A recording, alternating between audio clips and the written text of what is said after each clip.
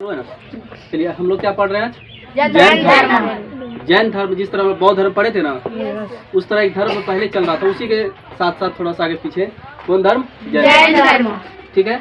जैन धर्म को स्थापित करने वाले जो गुरु थे वो कौन थे? ऋषभदेव। कौन थे? ऋषभदेव। बताइए संस्थापक कौन हो गया इसका? ऋषभदेव। संस्थापक बोले, स्थापना करने वाला बोले, या इसको बनाने वाला बोले, उसको क्या बोलते हैं? ऋषभदेव। संस्थापक बोलते हैं। ठीक है। ये जो थे, अब जैन धर्म में क्या था मैं समझो। जैन धर्म में जिस तरह अपने अपने धर्म में अलग अलग कैटेगरी का गुरु होता है, जैसे इस्लाम धर्म में पैगंबर होता है। क्या होता है? पैगंबर। 1.25 लाख पैगंबर आए। कितना लाख? 1.25 लाख। उसी तरह अपने अपने धर्म में होते हैं। इस तरह इस जैन धर्म में 24 गो तीर्थंकर आए थे। कितने गो? 24 तीर्थंकर मतलब समझ गए, जैन धर्म के गुरु कौन थे? गुरु इनके प्रसिद्ध गुरु उसको मानते हैं। ठीक है। तो कितने तीर्थंकर आए थे? 24। तो एक नंबर में तीर्थंकर कौन थे? ऋषभदेव। और सबसे अंतिम नंबर में 24वां नंबर पे कौन थे? महावीर स्वामी। 2 बार याद हो गया सबको?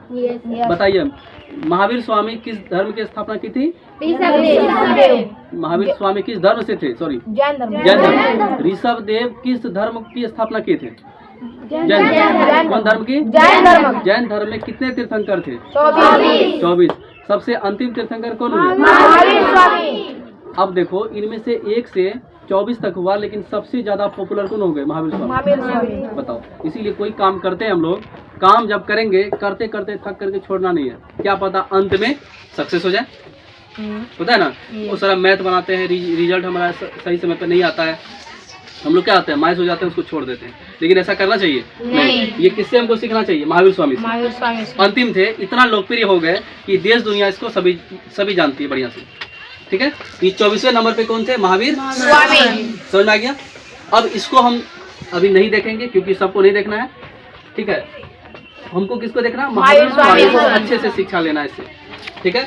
तो महावीर स्वामी का थोड़ा सा जीवनी देख लेते हैं। इसका बचपन का नाम क्या है, माता पिता है ना, ये सब चीज देखना है। इसके बचपन का नाम क्या था? वर्धमान। क्या नाम था? वर्धमान। और महात्मा बुद्ध का बचपन का नाम क्या था? सिद्धार्थ। इसके बचपन का नाम? सिद्धार्थ। वर्धमान। इसके बचपन का नाम? वर्धमान। इसकी माँ का नाम था त्रिशला। क्या नाम था? त्रिशला। बताइए महावीर स्वामी का बचपन का नाम? वर्धमान।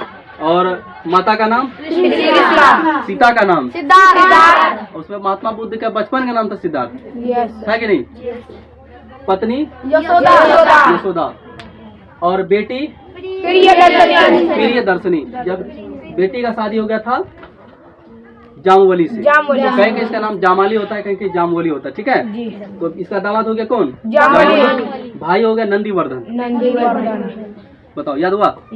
चलो समझे के करके। माँ का नाम त्रिशला। माँ का नाम क्या था? पिता?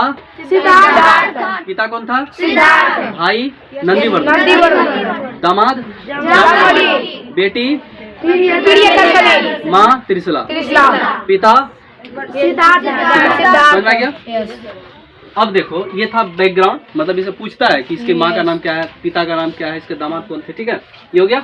अब जो थे इसको भी अपने धर्म को प्रचार करने के, धर्म के प्रति, यानी कि अपना सब कुछ छोड़ के ये चाहता था कि हम महावीर क्या बन जाए? महात्मा बन जाए। क्या बन जाए? महात्मा। हम लोगों को शिक्षा दें, लोगों को सिखाएं, अच्छे मार्ग पे चलें, किसी का कोई बुरा ना करे, हम उसको अच्छे से सिखाएंगे, समझाएंगे, ताकि दुनिया उसको नाम इसका याद रखेगी। ठीक है। इस तरह पे वो भी सेम महात्मा बुद्ध के जैसे वो भी उस धर्म को मानने चले गए। लेकिन इस धर्म का नाम क्या था? जैन धर्म। वो बौद्ध। ठीक है। जो ये थे, ये 30 साल जब इसका उम्र हुआ था, ये 30 साल में घर को छोड़ दिए। क्यों छोड़े?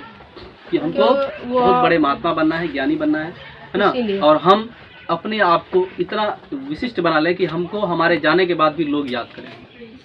कौन सोच रहे थे? महावीर स्वामी। ये 30 साल की उम्र में गिर त्याग किए थे। अब वो महात्मा बुद्ध 29 साल की पढ़ाए थे ना। कितने साल में वो गए थे? 29 साल में। और ये 30 साल में। 1 साल, 2 साल, 3 साल, 4 साल ऐसे करके ये महात्मा ध्यान करते थे, लोगों को शिक्षा देते थे। ये कभी सक्सेस नहीं हो रहे थे। ऐसे करते करते 12 साल लग गया इसको अच्छे से नॉलेज लेने के लिए। ठीक है। तो इसको ज्ञान की प्राप्ति हुई थी कितने साल की उम्र में? 30 साल। देखो नहीं 12 साल में हुआ था, इसका मतलब 30 और 12 42 साल में। कितना साल में हुआ था? 42 साल में। तो पूछेगा कितने वर्ष में इसको, मतलब 30 साल हुआ ना घर से निकला, तो कितने साल में इसको ज्ञान के प्राप्ति हुआ? 12 साल। उस समय इसका उम्र कितना हो गया था? 42 साल। पूछेगा इसको ज्ञान की प्राप्ति कहाँ हुई थी? जामवृक्ष ग्राम। कौन पेड़ के नीचे? अब तुम लोग भी पढ़ रहे हो आम वृक्ष के कौन वृक्ष के नीचे पढ़ रहे हो? ठीक है, तुम लोग को ज्ञान होना चाहिए नहीं? जब इसको ज्ञान प्राप्ति हो गया, अब ये महात्मा अच्छे से कहलाए, जैन धर्म के अच्छे से समझने वाले हो गए, सभी तीर्थंकर के साथ इसको उठना बैठना हो गया, है ना। और महावीर स्वामी अब सबसे वरिष्ठ हो गए, मतलब अपने धर्म में सबसे, उसके नीचे सब हो गए संत महात्मा, और ये सबसे आगे निकल गए। जब इसको ज्ञान की प्राप्ति हो गई, इसको जीन कहा गया। क्या कहा गया? इसको वर्धमान कहा गया। इसका प्रमुख प्रमुख नाम है। इसको निग्रंथ कहा गया। क्या कहा गया? निग्रंथ। ये व्यक्ति कहा, इसने कहा कि हम किसी भी बंधन में बंधे हुए नहीं हैं, ठीक है ना। देखते ना बहुत आदमी बाहर दिल्ली हरियाणा पंजाब काम करने जाता तो अपने परिवार को छोड़ के जाता है ना। अगर उसके अंदर मोह माया होगा तो घर में रह करके घर चलेगा उसका? नहीं चलेगा। इसी तरह इस अपने आप के बंधन को तोड़ करके रखना चाहते थे। कहते थे कि हम आगे जब तक नहीं बढ़ेंगे इस बंधन से, मतलब आगे हम जब तक नहीं जाएंगे तब तक हमारा नाम आगे नहीं होगा, ठीक है। तो ये क्या कहला है? निग्रंथ, वर्धमान और जीन। इसके बाद ज्ञान प्राप्ति के बाद समझ में आ गया। कितने साल की अवस्था में गिरी त्याग किया? कितना साल लगा? 12। कहाँ पे? श्रीजू पालिका। अब जब आपको ज्ञान की प्राप्ति हो जाएगी तो आप लोगों को शिक्षा दीजिएगा ना।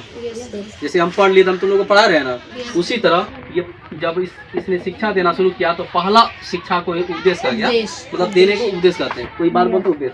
पहला उपदेश कहाँ दिया था? राजगीर में। कहाँ दिया? राजगीर में। और अंतिम उपदेश पावापुरी, ठीक है। और उस समय की भाषा थी प्राकृत भाषा। कौन भाषा? जिसको अर्धमागधी का, समझ गए? प्राकृत या अर्धमागधी भाषा। बताओ, याद हुआ सबको? किसको किसको याद नहीं हुआ? याद है सबको? पूछे बता, कितने साल की उम्र में ये गृह त्याग किए थे? 30। कितने साल लगे? 12।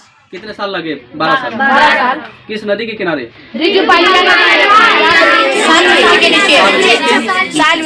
समझ में गया सबको? अब हम लोग इसका समझते हैं। ये व्यक्ति अब अच्छाइयों पे इसने क्या क्या मांग रखी थी, समझो। इसकी विशेषता ये थी, ये ईश्वर को नहीं मानते थे। इसका मानना था कि जो दुनिया चलती है ना, दुनिया एक कारणों से चलती है, ये ईश्वर का कोई बड़ा योगदान नहीं है। एक चीज खत्म होगा, कहीं ना कहीं एक चीज बच जाएगा, मतलब पूरी दुनिया नष्ट हो जाएगी ना, तब भी कुछ ना कुछ बच जाएगा और वहां से फिर दुनिया का निर्माण होगा। इसका मानना था महावीर स्वामी का। किसका कहना है? महावीर स्वामी के कि ईश्वर नहीं होता, ईश्वर नहीं होता है, ठीक है। अपने अपने धर्म में मानने का नजरिया है। इसने कर्म कांड को नहीं माना, पूजा पाठ ये वो नहीं माना। बोले कि आपके अंदर अच्छाई हो, आप अच्छे से मार्गदर्शन दे सके, ये सबसे बड़ा क्या है? उपदेश है। इसने कर्म कांड को नहीं माना, बलि प्रथा को नहीं माना। कोई अपना अपना धर्म में अपना अपना क्या होता है, अपने अपने पशु का क्या होता है, उसको बलि दिया जाता है, उसको ये नहीं मानते थे। बोलते कि किसी जीव की हत्या करना हमारे धर्म में सही नहीं है, ठीक है। अहिंसा के पुजारी थी। अहिंसा मतलब कोई भी हिंसा नहीं करते थे। यहाँ तक कि जब ये चलते हैं ना अपने गुरु, तो जैसे आगे चलते हैं, इसके आगे पीछे तो 2-4 आदमी लगा होता है कि ताकि ये मिट्टी को साफ कर दे, कहीं चींटी ना मर जाए। इतने बड़े महात्मा है। और ये मिट्टी में उगने वाले, मिट्टी के नीचे उगने वाले पदार्थों का, मतलब जो भी भोज्य पदार्थ होता है ना, फल होता बहुत सारा, है ना, वो सब चीज़ों का ये भोजन नहीं करते। कहते अगर हम कुदाल चलाएंगे आलू उखाड़ने के लिए, उसके अंदर जीव होगा कुछ छोटा मोटा, उसकी मौत हो जाएगी। मतलब इतने बड़े महात्मा थे, समझ गए। तो इसीलिए खेती को सही नहीं मानते थे। ये सोचते थे कि ऐसा चीज़ तोड़े जिससे किसी भी छोटे छोटे जीव जंतु का भी नुकसान न हो, उसकी मौत न हो, ठीक है। मतलब जैन धर्म के सभी व्यक्ति मानते थे। इसने कहा कि सबसे अपने शरीर को इतना तपा लो कि अगला जन्म में हमारा मानव का जीवन ना मिले। बताओ ये किसका मानना है? जैन धर्म। मतलब कहा गया कि अगर हम मानव बनेंगे, फिर से वही बचपना, जीवन, नौजवान, फिर शादी होगा, फिर परिवार, फिर ऐसे करके बढ़ेंगे, फिर घर बनाओ, ये करो वो करो, ऐसे करते करते प्रक्रिया लगी होती है। और ये सबसे मानव का जीवन सबसे ज़्यादा कठोर होता है। और हमें ऐसा काम करना है कि हमारा शरीर कभी दूसरा जन्म होने के लिए भी उतारू हो, कि ईश्वर हमें बनाए कि हमको तुमको मानव बना रहे हैं, ये मानव नहीं बने। हमारा शरीर में इतना कष्ट दे दो कि कभी सोचे नहीं कि मरने के बाद कि हम फिर मानव बनेंगे। इसीलिए इसने एक विधि अपना, जिसको बोलते हैं संलेखना विधि। कौन विधि? संलेखना। इसने पानी खाना पीना सब त्याग देता है और पूरा क्या कर लेता है? मौन धारण, ध्यान में बैठ जाता है। जब तक इसका अंदर सांस है, ताकत है, तब तक रहेगा, उसके बाद इसकी मौत हो जाएगी। समझ गए? इस विधि को क्या कहते हैं? संलेखन विधि। इतना कठोर तपस्या किसका था? जैन धर्म का। मतलब कि मरना सबको है, इस तरह के इतना खतरनाक उपवास हो जाओ कि कुछ भी ग्रहण नहीं करना है। जब तक हम सांस लेंगे तब तक हम रहेंगे, हमारे शरीर में ताकत जब तक है तब तक रहेंगे, एक भी अन्न दान अपने अंदर नहीं लेंगे। उस विधि को क्या कहा गया? संलेखन विधि। ठीक है। इसने कहा कि पुनर्जन्म की पुनर्जन्म मतलब दोबारा जन्म ना हो, उसके लिए आपको क्या करना होगा? हमको संलेखन विधि करना होगा। ठीक है। चलो, इसने एक तरह से 3 शिक्षा दिया था, जिसको त्रिरत्न शिक्षा। कौन शिक्षा? त्रिरत्न शिक्षा। इसने कहा कि सम्यक ज्ञान। अब देखो इसके बाद को हर कोई धर्म के लोग मानते हैं, जैसे महात्मा बुद्ध हो गए, ये सब हो गया। इसने कहा कि हर एक व्यक्ति को अच्छा ज्ञान लेना चाहिए, बुरा ज्ञान नहीं लेना चाहिए। अच्छा और पूरा ज्ञान लेना चाहिए सभी व्यक्ति को। बहुत सारा आदमी क्या होता है कि ज्ञान ऐसा लेता है कि जिससे किसी भी लोगों से दुश्मनी हो जाए, बुरा हो जाए, हमारा समय बर्बाद हो, हमारा परिवार बर्बाद हो जाए। ऐसा ज्ञान कभी भी न ले कि आपका समय बर्बाद हो। आपको कैसा लेना है? अच्छा ज्ञान। समझ में आ गया? मोबाइल से देखते हैं आजकल, देखते यूट्यूब पे सर्च करता है भोजपुरी गाना भेजिए तो, मैथिली गाना भेजिए तो, फलानवा डांस भेजिए तो, चिलनवा डांस भेजिए तो। ऐसा गलत है। हमको क्या देखना है? अपने संबंधित। हमको पढ़ने वाला चीज़ है तो उससे देखेंगे, सीखेंगे। कोई नया चीज़ बन रहा है उससे देखेंगे, हमको जो दिखेगा वही हम करेंगे। होता ही नहीं होता है? तो ये सब ज्ञान किसने दिया था? महावीर स्वामी ने। ठीक है। उसके बाद इसने सम्यक दर्शन का उदाहरण दिया था। किसका? सम्यक दर्शन। आप जो देखिएगा वही होगा। ज्ञान का मतलब जो आप सुन रहे हैं, पढ़ रहे हैं, सीख रहे हैं, वो ज्ञान हुआ। दर्शन मतलब देखना। जो आप देखिएगा, बुरा देखिएगा, बुरा होगा। सम्यक दर्शन। सम्यक दर्शन में क्या कहा है? आपको अच्छा चीज देखना है, हर चीज अच्छा देखना है। किसी भी व्यक्ति को देख करके वो व्यक्ति, कोई मान लो कि एक गाड़ी पे एक लड़का है, एक लड़की है, क्या कौन कंडीशन है?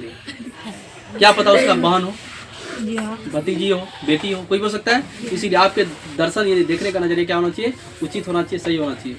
समझ में आ गया? ये किसका कहना है? महावीर स्वामी का। इसने कहा कि सम्यक आचरण। आपका आचरण, चरित्र कैसा होना चाहिए? सही होना चाहिए, साफ सुथरा होना चाहिए। इसका साफ सुथरा मतलब सरफ साबुन घोल के पी लेंगे? नहीं। आपके अंदर व्यवहार अच्छा होना चाहिए। आप गाली गलौज ना दें, किसी के साथ बुरा ना करें, अच्छा व्यवहार रखें। अगर हम अच्छे नहीं रहते तो पढ़ने आते नहीं आते? आता कोई बताओ? इसीलिए वह हर एक व्यक्ति को कैसा आचरण रखना चाहिए? सम्यक। अच्छा ज्ञान दिया नहीं दिया? बताओ। महावीर स्वामी क्या कहा? आप जो सुनिएगा वही होगा, जो देखिएगा वही होगा, जैसा आचरण रखिएगा वैसा ही मिलेगा। इसलिए आपको एकदम साफ सुथरा सुनना है, अच्छा ज्ञान लेना है और अच्छा दृश्य देखना है, और आपको अच्छा आचरण रखना होगा, तभी आप अच्छे नागरिक कहलाएंगे। इसमें बताओ, जैन धर्म में कहीं भी किसी धर्म के भड़काऊ कोई भाषण है? नहीं। ये सब विचार हम लोगों को सीखना चाहिए। समझ में गया सबको? जैन धर्म का सब विशेषता अच्छा है कि नहीं है? जैन धर्म के इतने लोग होते हैं, कभी भी कोई आंदोलन नहीं करता, कभी भी किसी का बुरा नहीं करता, कभी भी किसी के साथ दुश्मनी ज़्यादा नहीं करती। सबसे ज़्यादा दुश्मनी हिंदू और मुस्लिम हो जाता है, क्योंकि हम लोगों की जनसंख्या ज़्यादा है, हम लोग पढ़े लिखे कम है। ये सब का देखो कितना अच्छा विधि है। एक जीव की हत्या करना क्या है? इसके लिए गुनाह है। ठीक है? समझा गया सबको? चलो ठीक।